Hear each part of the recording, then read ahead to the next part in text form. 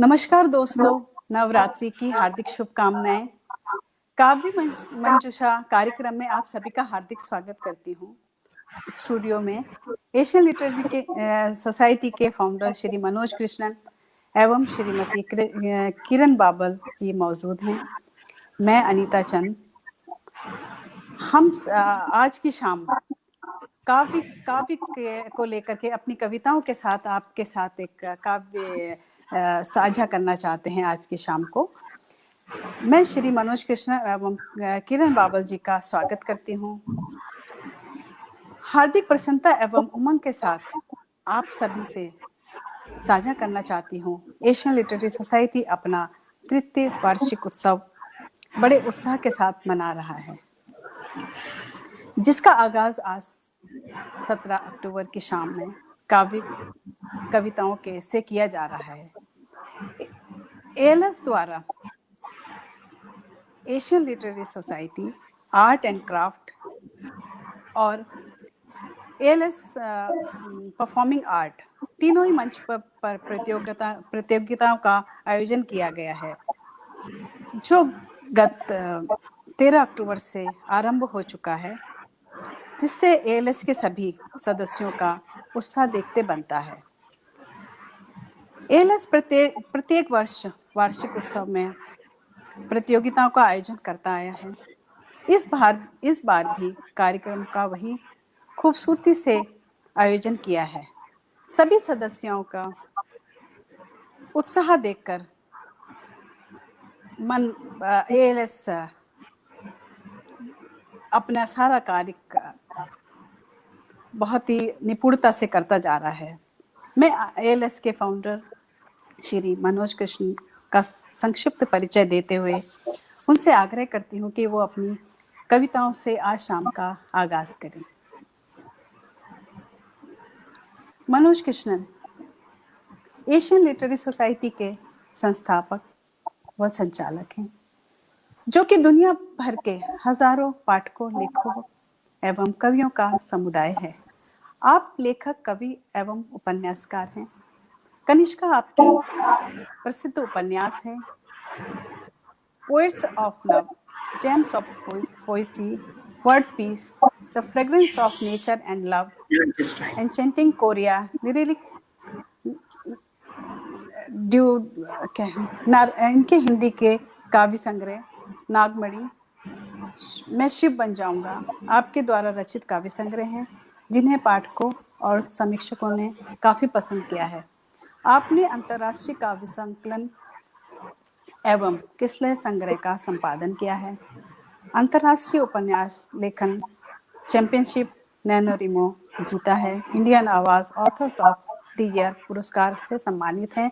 आप एक प्रसिद्ध ब्लॉगर एंड समीक्षक भी हैं।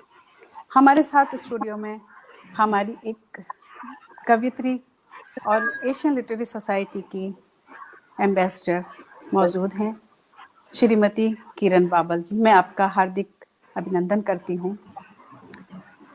किरण बाबल जी सुप्रसिद्ध लेखिका व एक कवित्री हैं, चित्रकार हैं। गायन में आपका काफ़ी रुझान है। आपने रेडियो मंच रंगमंच पर शिक्षण का कार्य किया है। आपका मुख्यतः बाल लेखन, कथा वाचन क्षेत्रों में महत्वपूर्ण योगदान है। बाल साहित्य पर इनकी 13 पुस्तकें हैं। अंग्रेजी के 5 काव्य संकलन प्रकाशित हो चुके हैं। 2017 में आपकी एक कविता संग्रह दीदारे दिल प्रकाशित हो चुका है। अब मैं इस शाम का इस काव्य मंजूषा कार्यक्रम का आगाज करने के लिए श्री मनोज कृष्णन जी को बुलाती हूँ कि वो अपनी कविताओं से आज की शाम को सजाएं। धन्यवाद अनीता जी और किरण मैम, आप लोगों का आज आने के लिए और इतने सुंदर से हमारे बारे में बताने के लिए अनीता जी बेहद धन्यवाद आपका। मैं अपनी एक कविता पढ़ूंगा जो अभी हाल में ही कच्ची मीठी बत्तियां नामक पुस्तक मधु जयसवाल जी की आई है। इसमें मैंने भी अपनी कुछ कविताएं दी थी एज अतिथि लेखक। तो मैं सोच रहा था कौन सी कविता मैं पढ़ूं फिर अनायास मेरी नजर इस पुस्तक पर पड़ी और फिर मैंने सोचा अरे मैं क्यों ना इसकी पोएट्री को पढूं। तो इसमें मेरी 3 पोएट्रीज आई थी। तो मैं अभी आप लोगों के समक्ष इसकी एक पोयम कत्थे गुलाब प्रस्तुत करने जा रहा हूँ। कविता के बोल हैं। गुमसुम सी मेरी शाम को, गुमसुम सी मेरी शाम को जो आकर गुलजार गए, छेड़े जिगर में सरगम वो कत्थे गुलाब पहचान गए। उल्फत के इत्र से सींच के, शर्माए से नैन मीच के, हाथों में लिए गुलाब जो गुजरे वो दिल के करीब से। ऐसे में मुझको क्या हुआ, कहने की भी क्या बात है, जो करता था धक धक उस दिल का हाल बेजार है। यूं तो था मैं वाकिफ की मुझ जैसे कितने मुरीद थे, दी हाथों में गुलाब तो जाना हम उनके करीब थे। ऐसे में दिल को क्या हुआ, जो उसने एक आवाज दी, हरकत में आई जो नजरें, जा आंखें उनसे चार हुई, नजरें हमारे यार की, नजरें हमारे यार की, जा दिल पर लगी है कटार से, यूं कर मुझे घायल वो शर्मा गए कत्थे गुलाब से। इस दिल से जो है रिश्ते, वाह, वो हंसी सौगात है महबूब के, रवानगी कत्थे गुलाब की शायद है मेरे ही खून से। उल्फत के इत्र से सींच के, शर्माए से नैन मीच के, हाथों में लिए गुलाब जो गुजरे वो दिल के करीब से। वाह, क्या बात धन्यवाद। है, क्या बात है। बहुत बहुत सुंदर कविता, आपने बहुत ही अच्छी कविता, जो कि लग रहा है कि आपने दिल से लिखी है, काफ़ी दिल से लिखी गई है। और कत्थई गुलाब जो है, इसका जो टाइटल है शायद वो भी एक मैंने तो नहीं सुना था, तो मैं जानना चाहती थी कि आखिर कत्थई गुलाब क्या कहना चाहता है। तो वो बहुत अच्छी कविता थी, थैंक यू सो मच। धन्यवाद। आकाश के चमकते आफताब रहना, ये मनोज कृष्णन जी के लिए है, क्योंकि यस, इन्होंने जो एशियन लिटरेरी सोसाइटी को इतने 4 चांद लगा रखे हैं, तो बनता है इनके लिए आफताब से बात करना। आकाश यस। के चमकते आफताब रहना, आने वाले कल की बुलंद आवाज़ रहना, ऐसी मैं आपके लिए शुभकामनाएं करती हूँ। और दूसरी कविता हम अब अपनी किरण मैम के पास जाते हैं कि वो आज हमें क्या कविता सुनाएंगी। जो हमारे दर्शक हैं वो उनकी जो जिज्ञासा होगी कितनी होगी, देखिए कि क्या आज हमें सुनने मिलेगा। तो प्लीज। Thank you Anita. और सबसे पहले तो मैं धन्यवाद करना चाहती हूँ मनोज कृष्णन का, जिसने हम लोगों को मौका दिया कि आज का हम ये काव्य मंजूषा का कार्यक्रम को हम में भाग लें। और आज नवरात्रि शुरू है, तो मैं अपनी कविताओं को शुरू करने से 2 कविता बोलूँगी। उसको शुरू करने से पहले एक माँ का छोटा सा श्लोक बोलना चाहती हूँ। तो माँ के चरणों में अर्पित। या देवी सर्वभूतेषु शक्तिरूपेण संस्थिता, नमस्तस्यै नमस्तस्यै नमस्तस्यै नमो नमः। तो मैं अपनी कविता जो है ये अपनी किताब दीदारे दिल में से एक किस्सा सुनाने जा रही हूँ। बहुत पुराना, कई सालों का पुराना किस्सा है जो मेरे साथ बीता हुआ है। तो रात का समय है और मैं अकेले घर में हूँ, और फिर क्या क्या होता है उसके बारे में इस कविता में आप सुनिएगा। है ये हास्य रस से परिपूर्ण।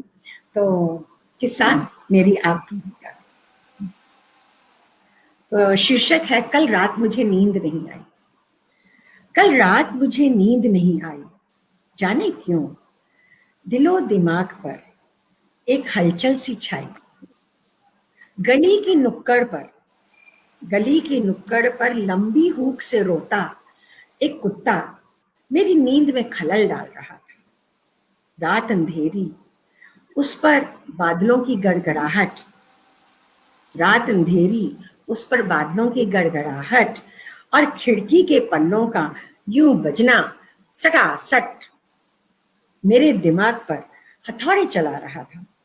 ऊपर से गर्मी, कमरे की उमस, नींद की कोशिश में बस यूं ही बदलती रही करवट। रह रहकर एक अजीब सी सरसराहट मुझे चौंका देती। झपकी लगती, फिर खुल जाती। पंखे की ओर बेजारी से देखा, लगता है ग्रीस खत्म हो गई है। लीजिए, अब एक और खर्चा सामने आया, यानी कंगाली में आटा गीला। उठकर सबसे पहले खिड़की बंद की, थोड़ा पानी पिया, सुकून महसूस किया और बिस्तर पर लेटी ही थी कि फिर से सरसराहट हुई। मैं एकदम से ठिठक गई। हे भगवान, ये क्या हो रहा है? कहीं चोर तो नहीं घुस आया? भागकर कमरे का दरवाजा बंद किया और कुंडी सट से चढ़ा दी। हाँ, अब ठीक है। थोड़ा पानी और पिया, मन को ढाढ़स बंधाया और बिस्तर पर जा बैठी। अभी 5-7 मिनट ही बीते थे कि फिर से सरसराहट हुई। अब तो मैं बदहवासी हो गई, अपने आप में बुदबुदाने लगी, जल तू जलाल तू, आई बला को टाल तू। इतने में एक और सरसराहट हुई। मेरी तो चीख ही निकल गई, मम्मी वो भूत। बाहर से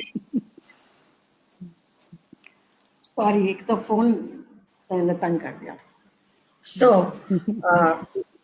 चादर से सिर मुंह ढककर आंखें कसकर भींच ली और नींद को जैसे मुझ पर दया आ गई।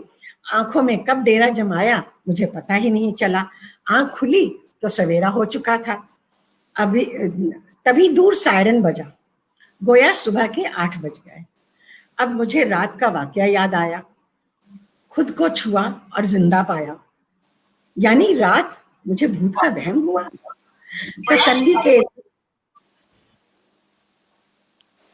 तसल्ली के लिए कमरे का मुआयना किया, भूत होता तो मिलता।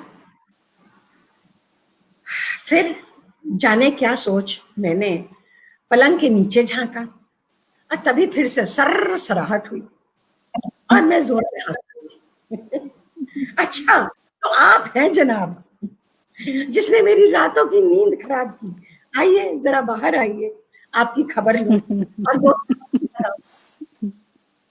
दोस्तों, आप भी जान लीजिए इस किस्से का क्लाइमेक्स ये वो है जिसे आप रोज अब सवेरे चाय की चुस्कियों के साथ बड़े प्यार से हाथों में थामते हैं। जी हाँ, अखबार।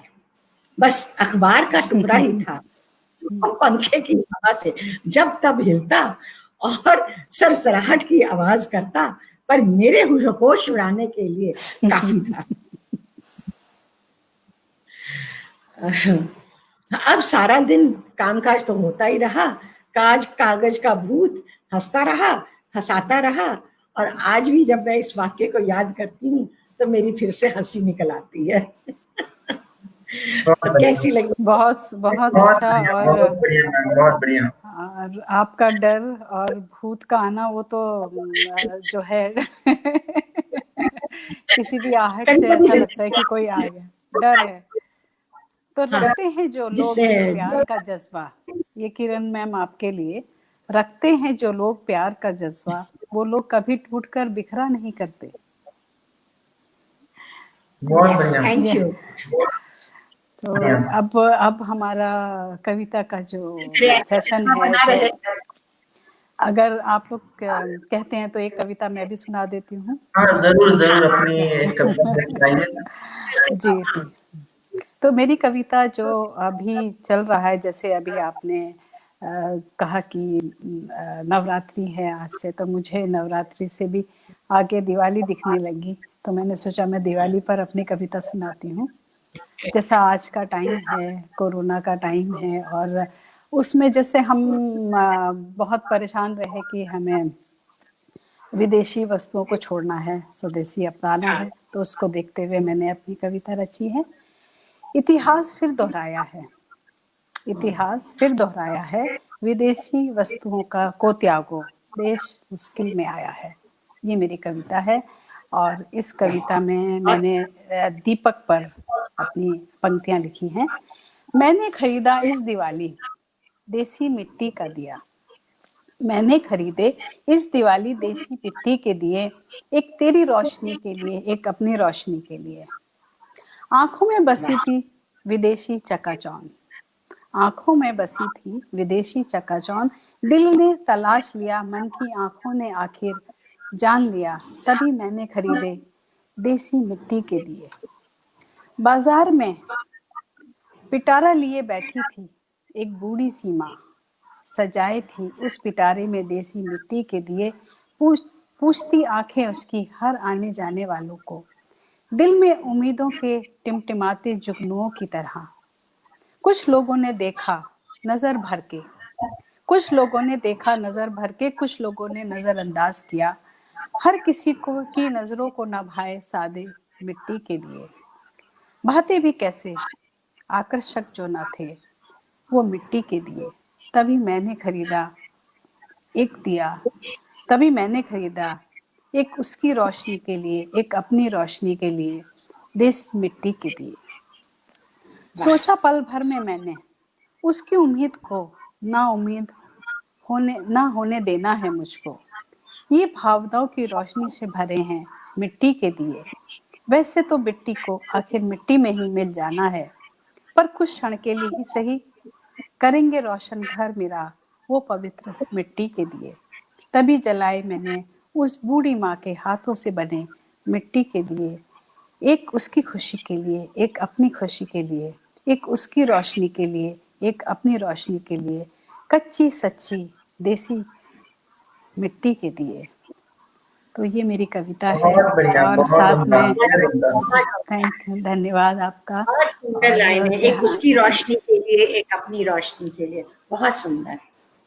तो अभी जो है हमारा दूसरा हम राउंड लेते हैं, और उससे पहले मैं एक दो लाइन बोलना चाहती हूँ कि सितारों से आगे जहाँ और भी हैं, जो हमारे दर्शकों के लिए है, सितारों के आगे जहाँ और भी हैं, अभी इश्क के इम्तिहान और भी हैं।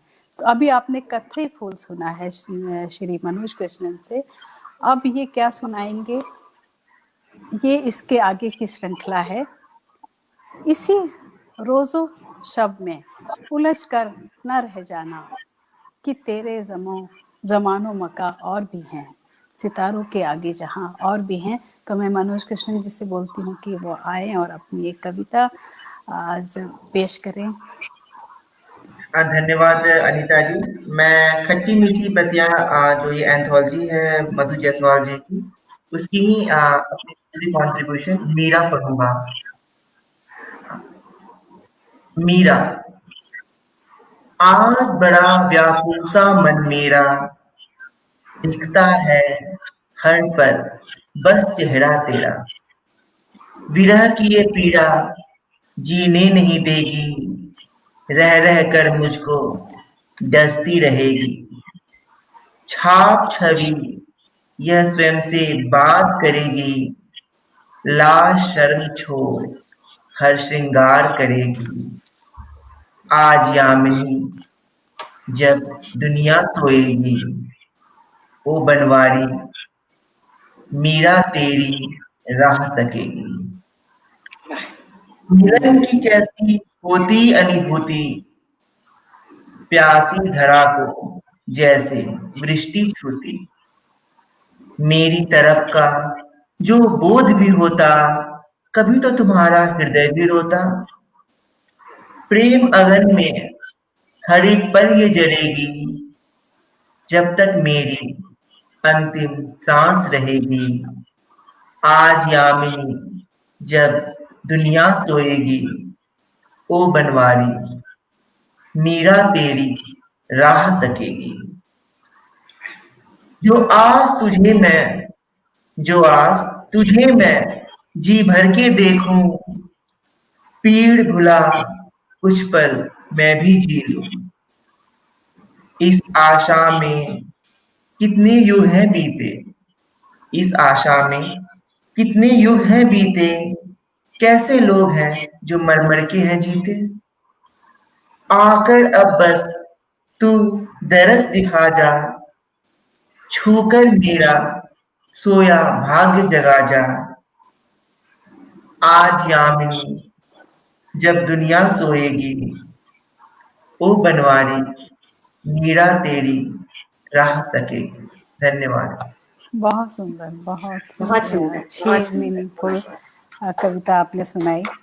और आपके लिए अपने शब्द सीधे साधे शब्दों में मैं क्या बोलूं, थोड़े टेढ़े मेढ़े करके बोलती हूँ। बड़े बड़े गम खड़े हुए थे रास्ता रोके राहों में, बड़े बड़े गम खड़े हुए थे रास्ता रोके राहों में, छोटी छोटी खुशियों ने से हमने दिल को बहला लिया। वाह, ठीक है, क्या बात, और क्या ये बात, मनोज के लिए है। क्या बात, ओके, शुक्रिया। ये तो टेढ़ी मेढ़ी तो नहीं थी। तो जिंदगी में सब मैं तरह तो की सोच में ऐसे पड़ गई, टेढ़ी मेढ़ी ये कोई क्विज है क्या जो मुझे सुलझानी पड़ेगी। दिल को बहला लिया, बहुत अच्छा। और वेरी नाइस। अब हमारा जो है सेकंड राउंड में हम किरण मैम को मैं आग्रह करती हूँ और रिक्वेस्ट करती हूँ कि वो अपनी कविता सुनाएं। जरा दर्शकों से मुझे लग रहा है कि दर्शक जो है फाउंडर मेंबर बहुत मनोज कृष्णन के आजकल इसने हमें सूली पे चढ़ाया हुआ है, 10 दिन का हमारा अच्छी वाली सूली 10 दिन का तो अभी गंभीरी की तरह घुमाया हुआ है। तो पोएट्री लिखो, सिंगिंग करो, अभी आप ड्राइंग करो, आज बेहाल किया हुआ है। खैर, मगर कहते ना इन्हीं सबसे हम कारवां आगे बढ़ता है और हम भी कुछ कर पाते हैं, कुछ मुकाम हासिल कर लेते हैं। So thank you Manoj again. That was just for a lighter note. मैं तो भाई बड़ी हूँ, मेरा हाथ जी बढ़ता जी है, कुछ कह बिल्कुल। सकती हूँ आप जो कह रहे हैं मनोज, बिल्कुल बिल्कुल तो खुश है।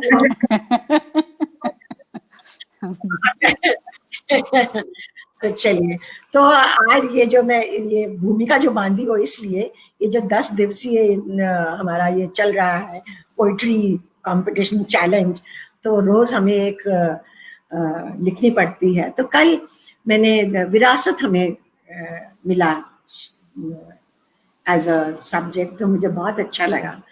और क्या लिखूंगी कैसे लिखूंगी तो समझ नहीं आया, मगर जब लिखने बैठी तो कुछ ना कुछ बनता ही गया। तो मैं वो कविता आपके सामने रखती हूँ। विरासत। माँ के गर्भ से ही बच्चा पाता है वीरता व मानवता के गुण। इतिहास साक्षी है, माँ के गर्भ में ही सीखकर अभिमन्यु ने चक्रव्यूह भेद डाला था। पीछे मुड़ के देखती हूँ तो पाती हूँ अपने माता पिता की मर्यादाएं, मान्यताएं, मिलनसारिता सब आशीर्वाद की तरह मुझे अपने आप विरासत के रूप में मिल गए। इसकी पालना या अवहेलना करना ये तो अब मेरे हाथ में है। उसी विरासत हेतु आज अपने माता पिता को शत शत नमन। प्रकृति जो हमारी धरती माँ है, हमें मिल बांट कर रहने का पाठ पढ़ाती है, अपनी विरासत का हकदार हमें बनाती है। उसका नियम है जो जीवन सार भी है, जो तुम्हारे पास है उसे बांटो, यानी कर भला तो हो भला।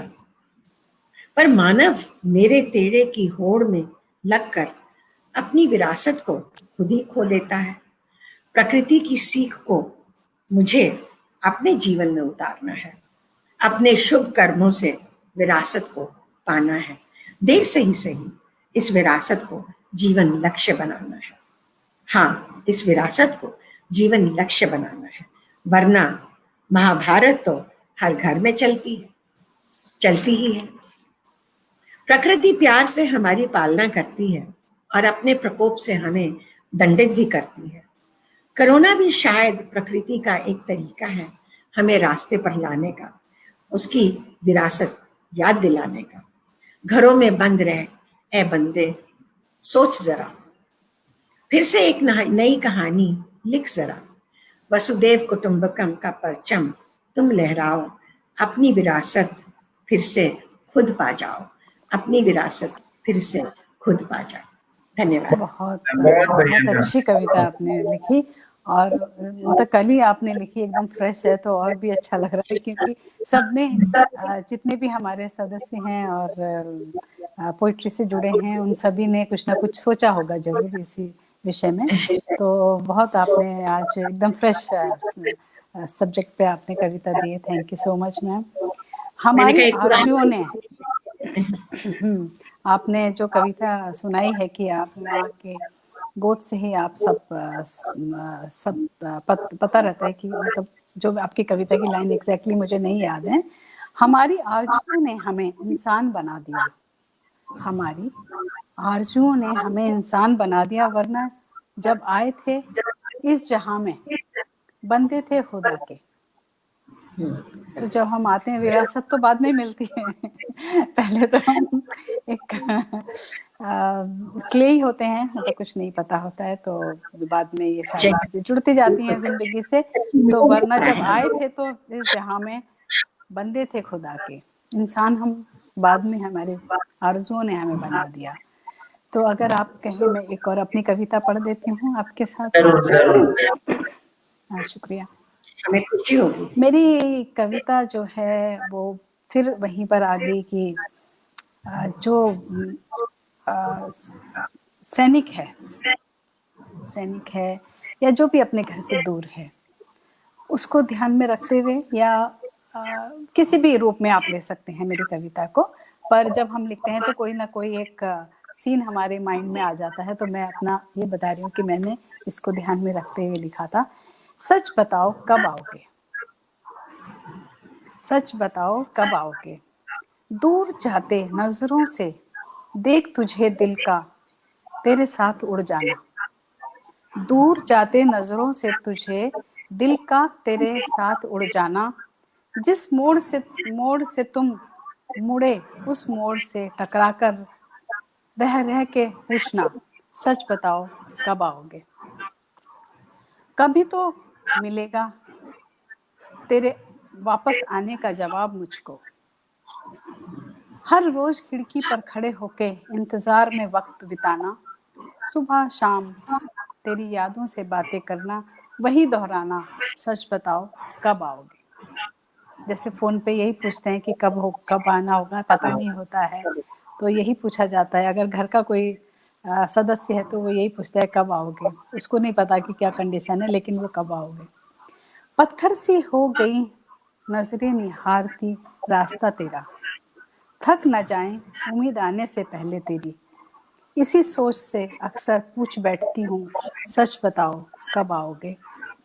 गली के मोड़ से हर आने जाने वाले का पता तेरे इंतजार में रखने लगी हूँ मैं, गली के मोड़ से हर आने जाने वाले का पता तेरे इंतजार में रखने लगी हूँ मैं अब, मगर बस एक तू ही तो है जो नहीं बताता, फिर पूछती हूँ बताओ कब आओगे। तो ये मेरी बहुत छोटी सी बढ़िया, कविता। बहुत बढ़िया। शुक्रिया। दिल को छूने वाली कविता है। थैंक निसंदेह। You ma'am, thank you ma'am.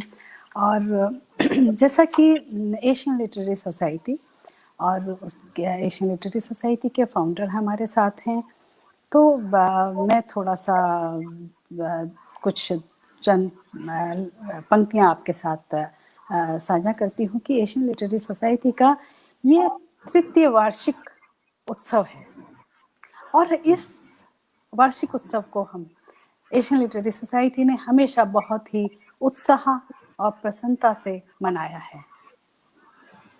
अगर हम पीछे मुड़कर देखते हैं तो हमें सब लगता है कल की ही बात थी, लेकिन जब हम फेसबुक के एशियन लिटरेरी सोसाइटी के ग्रुप का पेज देखते हैं तो लगता है कि इतने लोग हमसे जुड़ चुके हैं, ये कल की बात नहीं है। इसमें इसे बनाने में जो हमारे फाउंडर हैं श्री मनोज कृष्णन, उनका बहुत बहुत कड़ी मेहनत है।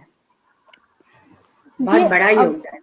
बहुत बड़ा योगदान है। और ये जो 10 दिन से आप हम एशियन लिटरेरी सोसाइटी को के 3 मंच एक साथ चल रहे हैं, Asian literary society, Asian art and craft, ALS performing art, तीनों पर आप अभी जाकर विजिट कर सकते हैं कि हर दिन प्रतियोगिताएं चल रही हैं जो कि गत 13 अक्टूबर से शुरू हो चुकी हैं।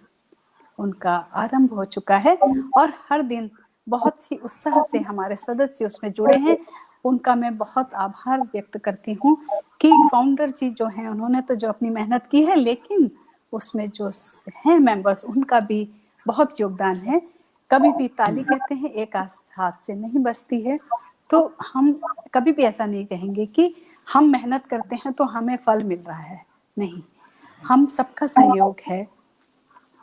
ये जो वार्षिक उत्सव है, ये अभी तो 10 दिन से हमें सब दिख रहा है, लेकिन इसके पीछे भी अभी 3 महीने पहले से जो प्रतियोगिताएं हुई हैं, जिसमें आर्ट में है और आपका फोटोग्राफी है, पोइट्री है, स्टोरीज हैं, उन सब के परिणाम हर दिन आपको ग्रुप पर देखने को मिलते हैं। तो ये हार्दिक प्रसन्नता का विषय है और मैं मनोज कृष्णन जी को बहुत सारी बधाई देती हूँ, और जो हमारे सदस्य हैं उनकी जो उनका जो सहयोग है उसको वो बहुत ही सराहनीय है। उसके लिए बहुत बहुत आभार देती हूँ कि आप ऐसे ही जुड़े रहिए। और मनोज कृष्णन जी से मेरा एक सवाल है जो कि मेरा ही नहीं सभी का होगा कि आप एशियन लिटरेरी सोसाइटी के फाउंडर हैं, आप इसे किस मुकाम पर देखना चाहते हैं? बहुत ही अच्छा क्वेश्चन आपने किया। और मैं बेसिकली ये चाहता हूँ, जब मैंने स्टार्ट किया था एशियन लिटरेरी सोसाइटी तो रियल इंटेंट ये था कि जो एशियन आर्ट कल्चर लिटरेचर है उसे प्रमोट करना। और ये एक बड़ा ही मतलब एक नया एरिया था जहाँ पे लोगों की इतनी भागीदारी नहीं थी, तो हम लोगों ने बड़े एक्टिविटी स्टार्ट किए, कभी कुछ उनके स्लोगन्स देके, प्रोवर्ब्स देके, इस तरह से लोगों को हमने इसको लोगों को इसमें इन्वॉल्व किया। पर हमने देखा in general people as whole अपनी जिंदगी में ग्रो करना चाहते हैं।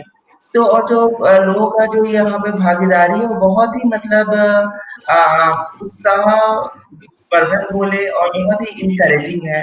तो मुझे लगता है जब मैं आज से सपोज 10 साल बाद पीछे मुड़ के देखूं तो मुझे लगेगा कि not only as me as a person but as a society हमने कुछ लाइफ में कुछ बड़ा अचीव किया है। और उसके साथ हमारे साथ जितने लोग जुड़े हैं वो जब अपने आप को पीछे मुड़ के देखें तो उन्हें लगे कि वो as an artist, as a performer, as a writer, उन्होंने भी लाइफ के वो सारे माइलस्टोन्स अचीव किए हैं जो इन जनरल हर का ख्वाब होता है। तो ये एक basically believe in symbiotic growth, इकट्ठे होकर हम एक कार्य का हिस्सा बने हैं। और जब हम जैसे जैसे कारवां आगे बढ़ता जाए और हम पीछे मुड़े तो हमें लगे कि हम सब ने कुछ किया है जीवन में, अपने जीवन को हमने बेहतर ढंग से जिया है, कंट्रीब्यूट किया है। यही मेरी उम्मीद है, आकांक्षा है और विश्वास भी है। बहुत 2 शब्द अच्छा मैं भी जवाब बोलना आपने दिया जी मैम। आपको भी पूरा 2 शब्द नहीं, आप बहुत सारे बोलेंगी। जो मनोज ने बोला है वो बहुत अच्छा जवाब है। कहते हैं youth is the power of India, so Asian literary society is actually the youth power that is Manoj Krishnan. और जो इन्होंने प्लेटफॉर्म शुरू किए हैं, performing arts, art and craft and poetry, ये एक किस्म से एक मौका मिलता है लोगों को, हर किसी को अपने अंदर से अपनी क्रिएटिविटी को बाहर निकालने के लिए। इसको हम बोलते हैं हिडन वर्चूज। हम सबके अंदर में हैं, वी आर यूनिक। हमें पता नहीं होता है हमारे अंदर क्या है क्या नहीं है, मगर जब इस तरह का प्लेटफॉर्म मिलता है तो हर कोई अपने मन के अंदर झांकता है, कुछ करता है और एक नई रचना या नई सृष्टि या कोई भी, चाहे चित्रकारी है, चाहे गाने हैं, आजकल हम लोग गा रहे हैं, सब इतने अच्छे अच्छे गा रहे हैं। सो ये एक बहुत बड़ा प्लेटफॉर्म है, बहुत अच्छा प्लेटफॉर्म है। मेरी सबसे मैं रिक्वेस्ट करूंगी सबसे कि आइए जुड़िए एशियन लिटरेरी सोसाइटी के। ये एक प्लेटफॉर्म है जहां आप अपने आप को निखार सकते हैं, अपने आप को खुद को पहचान सकते हैं, आगे बढ़ सकते हैं। Thank you. बहुत अच्छी शुभकामनाएं आपने दी हैं। और जहां तक मुझे समझ में आया आप दोनों को सुन के कि ये एशियन लिटरेरी सोसाइटी के पीछे एक और वर्ड जोड़ देना चाहिए, खुशियां। यस। और मुस्कान। तो जो सबके दिलों के जो चेहरे पे मुस्कान देता है, खुशियां बांटते हैं जी। यस। तो अब जो है हमारा एक और सेशन है, इसके बाद तो मुझे जो वक्त है वो बता रहा है कि शायद अब हमारा टाइम हो गया है और हम जल्दी फिर मिलेंगे। तो इसके साथ ही मैं अपनी 2 पंक्तियां आपके समक्ष रखती हूँ। वक्त रुकता नहीं, ख्वाब ठहरते नहीं, वक्त रुकता नहीं, ख्वाब ठहरते नहीं, पाँव जमते नहीं बहते हुए पानी में। बस यहीं से मेरी आपको ढेर सारी शुभकामनाएं कि आप ऐसे ही काम करते रहिए। मनोज कृष्णन जी से मेरी यही एक है कि आप इस तरह ही काम करते जाइए और सबको ऐसे ही जोड़ करके अपने प्लेटफॉर्म हमारे ऐसे ही चलते रहें। तो ये शुभकामनाएं। Thank you so much, thank you interview, thank you share, thank you सारे किरण मैम, दर्शकों। Thank you so much. आपकी बहुत अच्छी कविताएं भी सुनने को मिली और हमने अच्छी बात भी की, बहुत अच्छा लगा। Thank you so much. बहुत अच्छा लगा, ऐसे लगा जैसे हम बातें करते हैं। हमें सुनते हैं, बहुत अच्छा लगा जैसे आप लोगों ने हमें अपना कीमती वक्त दिया। Thank you so much. अब